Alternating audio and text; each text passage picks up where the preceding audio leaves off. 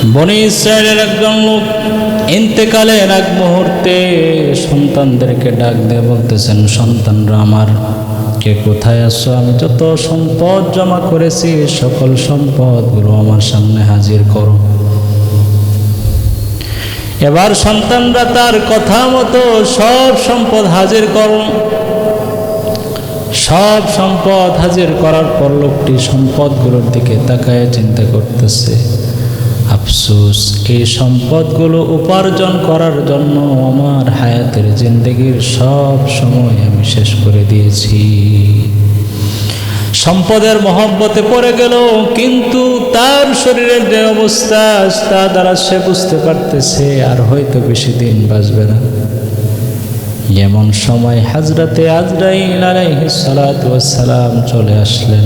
মালাকুল মউত যদি চলে আসে, দুনিয়ার কারো সাধ্য নাই কোনো রকমের কোনো একটা অজুহাত দেখাইবে। ওই বান্দা ডাকতে বলেন, আজরাইল, আমাকে সামান্য সময় দাও, আমি গিয়া এই সম্পদগুলো ভালো কাজে আমি ব্যবহার করব। আমি এই সম্পদগুলো আল্লাহর রাস্তায় সদকা করে দিব। কিন্তু ফেরেশতা বলেন, এর বান্দা শোনো, তোমাকে আর কোনো সময় দেওয়া হবে না। তোমাকে যে লম্বা হায়াত আল্লাহ রাব্বুল আলামিন দিয়েছিলেন, এই হায়াতের জিন্দেগিকে তুমি কাজে লাগাইতে পারো নাই, সুতরাং আজকে তোমার সময় শেষ হয়ে গেছে। এজন্য আল্লাহ রাব্বুল আলামিন কোরআনুল কারীমের আয়াতে বলেন, ইযা জাআ আজালুহুম লা ইস্তাখিরুনা সাআতান ওয়া লা ইস্তাকদিমুন। বান্দার যখন নির্দিষ্ট সময় যখন বান্দার শেষ হয়ে যায়, তখন সামান্য সময় আগেও করা হবে না, পরেও করা হবে না, এক সেকেন্ডও আগে না পরেও না, নির্দিষ্ট সময় বান্দাকে দুনিয়া থেকে নিয়ে যাওয়া হবে। এজন্য আল্লাহ রাব্বুল আলামিন আপনাকে আমাকে এই দুনিয়াতে যতদিন বাঁচায় রাখেন, বন্ধুরা, আমার চেষ্টা করতে হবে যেন আমার হায়াতকে ভালো কাজে লাগাইতে পারি। কারণ আমি যদি হায়াতের জিন্দেগিকে কাজে না লাগাই, এমন একটা সময় আসবে যখন আমার আফসোস ছাড়া আর কিছু হবে না। আমার ভাইরা, আজকে আমি দেখা যায় অবহেলা করিয়া, অলসতা করিয়া আল্লাহর হুকুমগুলো নষ্ট করতেছি। কিন্তু যখন শরীরের শক্তি শেষ হয়ে যাবে, যখন শরীর আর কাজ করতে মনে চাইবে না, সে সময় আমি আল্লাহর দিকে আসব। তখন কিন্তু শরীর ইবাদত করতে পারবে না, ইবাদত করার ক্ষমতা শরীর হারিয়ে ফেলবে। ওই দিন আসার আগে আপনাকে আমাকে দুনিয়া থেকে বিদায় নেওয়ার জন্য, আখিরাতে বাড়ি বাড়ানোর জন্য আমার অবশ্যই সেই প্রস্তুতি নিতে হবে।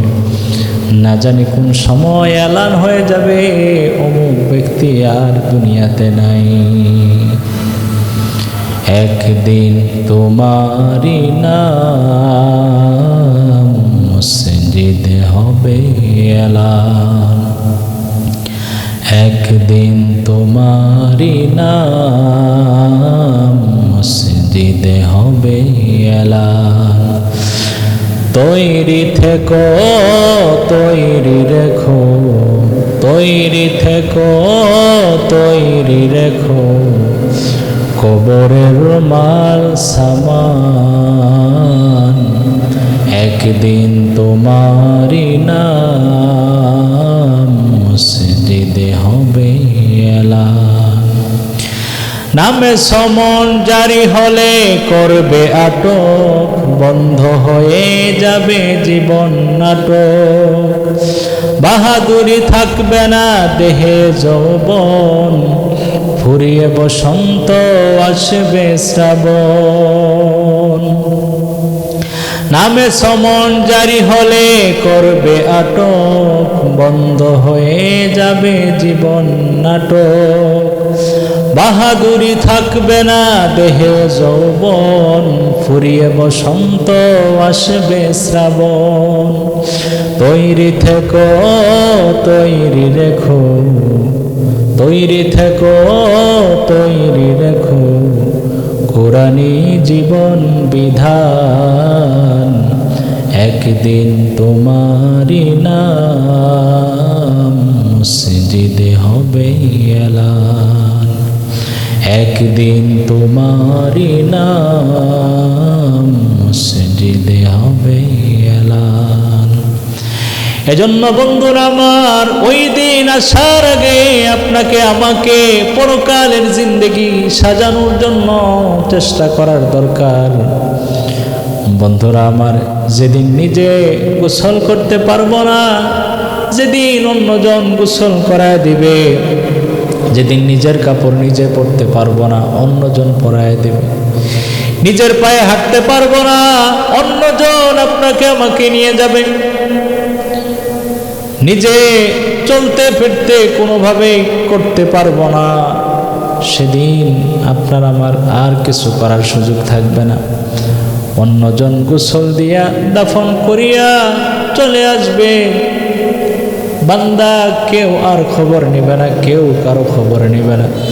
এজন্য সেই দিন আসার আগে আপনাকে আমাকে হায়াতের জিন্দেগি আখিরাতের জন্য সাজাইতে হবে। আল্লাহ পাক বলেন, অল আখিরাতু খায়রুন ওয়া আবকা, আখিরাতের জিন্দেগি হলো উত্তম, আখিরাতের জিন্দেগি থাকবে। দুনিয়ার হায়াত একটা সময় শেষ হয়ে যাবে। এজন্য আপনাকে আমাকে আখিরাতের জন্য তৈরি হইতে হবে রে বন্ধু। যদি আখিরাতের জন্য তৈরি না হয়, আখিরাতের সেই কঠিন অন্ধকার কবর থেকে যে শুরু হবে, যার কষ্ট শুরু হবে তার কষ্টের শেষ হবে না, যার সুখ শুরু হবে তার সুখের আর শেষ হবে না।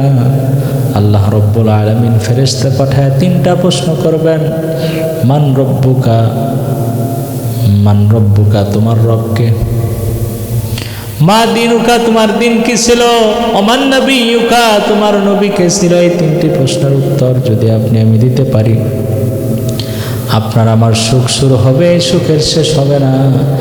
আর যদি এই প্রশ্নের উত্তর না দিতে পারি, যে কষ্ট শুরু হবে, কষ্টের আর শেষ হবে না।